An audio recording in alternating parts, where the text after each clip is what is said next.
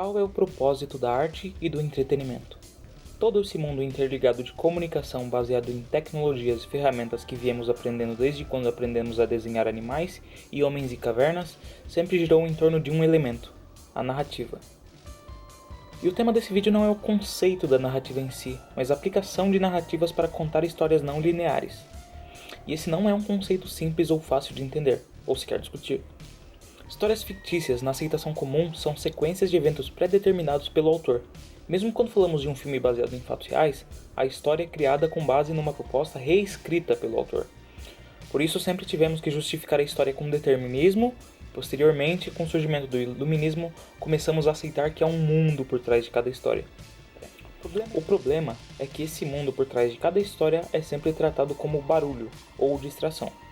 Você imagina quão frustrante seria ver Tony Stark, o Homem de Ferro, gastando centenas de horas programando alguma função nova da sua roupa?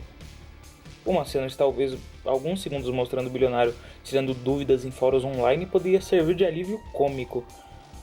Mas isso ainda é forçar a barra. Isso porque esse realismo é completamente secundário em relação à mídia da história. Com menos de 2 horas de filme, não se pode desperdiçar tempo entediando o espectador. Com quadrinhos e livros, isso se repete, mesmo que as limitações sejam outras. Em contraposição, mídias interativas, ou as que têm menos limitação, como videogames, experiências em realidade virtual ou até alguns sites interativos, proporcionam a capacidade de integrar a narrativa com o mundo onde a história existe. Isso porque, quando o espectador é passivo, cabe ao diretor definir o escopo da narrativa, qual cena vai levar a qual outra cena ou qual diálogo será falado em qual momento. É claro que isso faz com que o diretor, que obviamente deve entender a história do filme que ele dirige, conte a história de forma que ele vê ideal. Mas quando a mídia é interativa, o espectador assume um papel ativo na orientação da narrativa. Um grande exemplo, para dar contraste ao exemplo do Homem de Ferro, é um jogo chamado Planescape Torment, lançado em 1999. Durante as primeiras horas, minha personagem ficou presa num lugar chamado Dead Nations, onde presenciei um conflito entre diferentes mortos-vivos. A questão é que, para escapar, eu poderia simplesmente descer a giromba em todos, embora não tivesse tão forte, ou conversar, descobrir mais sobre a história do lugar e me investir no embate político da área. E havia diferentes formas de resolver isso verbalmente. A história estava sendo definida pelos meus atos e respondendo de uma forma coerente em relação ao mundo do jogo.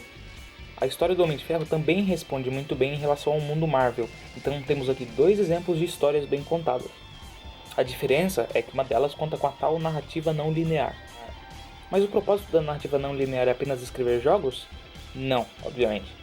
Para entender isso, vamos voltar e analisar uma adaptação de livro para filme, O Senhor dos Anéis. Por mais que os filmes sejam amplamente adorados em toda parte do mundo, é bem provável que você encontre alguém que diga que os livros são simplesmente melhores.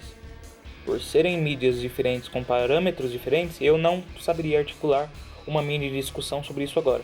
Mas um dos aspectos mais criticados quando falamos que adaptações são ruins é a falta de atenção a detalhes, ou seções cortadas do filme. O Senhor dos Anéis, entretanto, é uma excelente adaptação, não só por ser cinematograficamente competente, mas porque a história escrita por Tolkien tem a sorte de ocorrer num mundo muito expansivo, que é o da Terra-média. Por mais que pareça filler ou distração hoje em dia, há um aspecto positivo em estabelecer um mundo de forma complexa. Mesmo que Peter Jackson simplesmente fizesse com que a trilogia fosse sobre a vida de Frodo antes de sua aventura, não sabíamos onde ele morava, as condições climáticas, os aspectos geográficos, o que ele comia, quantos anos ele vivia, quem morava por perto, o que acontecia no mundo durante aquele período e outros detalhes bobos que não fazem diferença num épico de ação, mas dão espaço ao diretor. Peter Jackson estava simplesmente seguindo o enredo principal, mas a obra de Tolkien permite mais, para quem quiser imaginar, além desse enredo. Por isso tantos mundos de fantasia seguem o legado do Senhor dos Anéis. Nem sempre um mundo extensamente detalhado é bem recebido, porque nem sempre o mundo precisa de uma construção tão ampla. I Have No Mouth and I Must Scream, de Harlan Ellison, é uma história curta que cria um mundo que não requer tanto detalhamento, apesar de ser bem construído.